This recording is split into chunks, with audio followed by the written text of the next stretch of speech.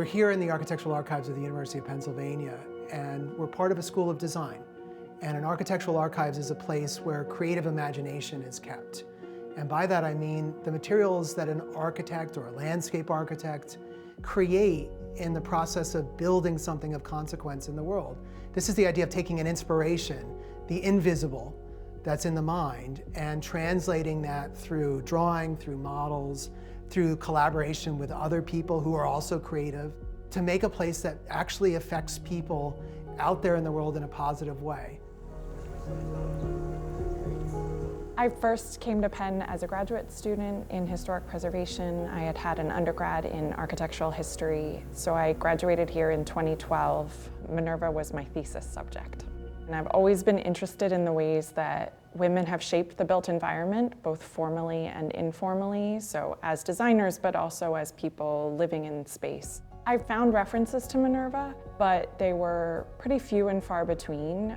She's not really addressed in mainstream architectural histories that I had used in classes, but I felt like the more I went looking, the more there was something there. We're talking about Minerva Parker Nichols, and we're thinking about the way in which objects help us tell a story in the archives. It's really remarkable to follow Minerva as she enters the profession. You know, she's starting in 1883. There's next to no women in the profession of architecture, to about 3,000 to 4,000 men working at that moment in time. And it takes us all the way to the end of Minerva's life in 1948. She dies in 49, before there's 1,000 women in architecture. So there's a long arc there. She was the first woman in the country to practice independently, so there's that kind of hook as something that makes her interesting in the late 19th century and was worth digging into. University architecture programs were only starting around this time in the 1870s, and some of them were open to women, most were not. She seeks out technical programs, which is how a lot of people, a lot of men especially, were getting into the field of architecture. She lands the apprenticeship around 1886 with a man named Edwin W. Thorne, and they worked together here in Philadelphia. Their office was at 14th South Broad. They were basically where Delworth Park is now. Around 1888 or early 1889, Edwin decided to move his office to a different place on Arch Street, and Minerva stayed put. So that location that was really advantageous for both of them becomes advantageous for her. And she hangs out her own shingle. She becomes the first woman in the country to practice architecture independently. And now she can take advantage of the fact that she's so close to City Hall, that she's in the thick of things, that she's got such easy access to the train station, and it can take her to her project sites, because she will ultimately supervise construction on all of her projects.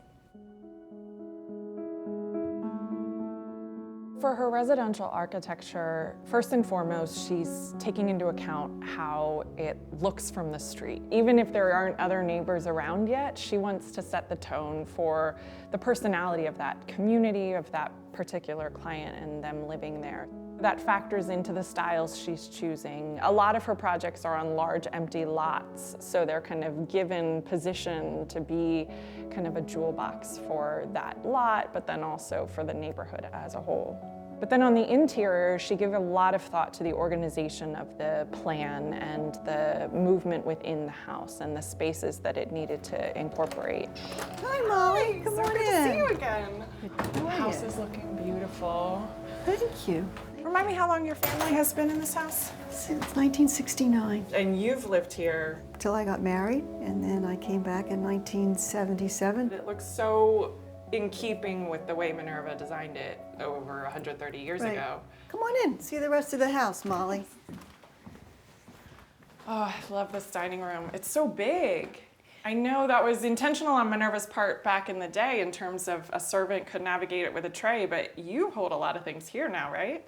It's always been a party house and a family gathering place. I love that. I'll show you the focal point of this room, which is the fireplace. It was important to her that woodwork not be too elaborate. There is kind of a movement in this time that, you know, woodwork is carved intricately, and yet she deliberately pares hers back because it must be easier to clean. So if it has a simpler profile, it won't take as long to dust. In houses that have children, she's factoring in what's the maximum height of a stair so that a child's legs could navigate it more easily. You could see how one bedroom door leads to the other. Yeah, Minerva incorporated that into a lot of houses so that in the middle of the night, if there was a crying child next door, the parent has that much shorter distance to get over She there. was smart. She seems to have had success pretty quickly. By 1890, she's named in some local publications as having already done several dozen projects in her own name. And a lot of the clients in these early years seem to be women. So women hiring her to do private residences, which she considered her specialization, but also women hiring her to do women's clubs, which were an emerging movement in the late 19th century, and they were creating their own headquarters. She does the project for the New Century Club of Philadelphia, and that then leads to a project for the New Century Club chapter in Wilmington. It's her only surviving public building. Those clubhouses that she designs, which were setting a new standard for space that women could use for organizing, for education, for socializing, and for generally building out new networks in the late 19th century. She got married in December 1891 to a Unitarian minister, and they actually postponed their honeymoon because she needed to finish supervising the construction of the New Century Club in Philadelphia. This is a full-page article about her and her work and about the place of women in architecture. It's 1901, and that year coincides with the last time that a notice of her work appears in a professional newspaper or magazine. So it's actually a turning point in her career where she's still active.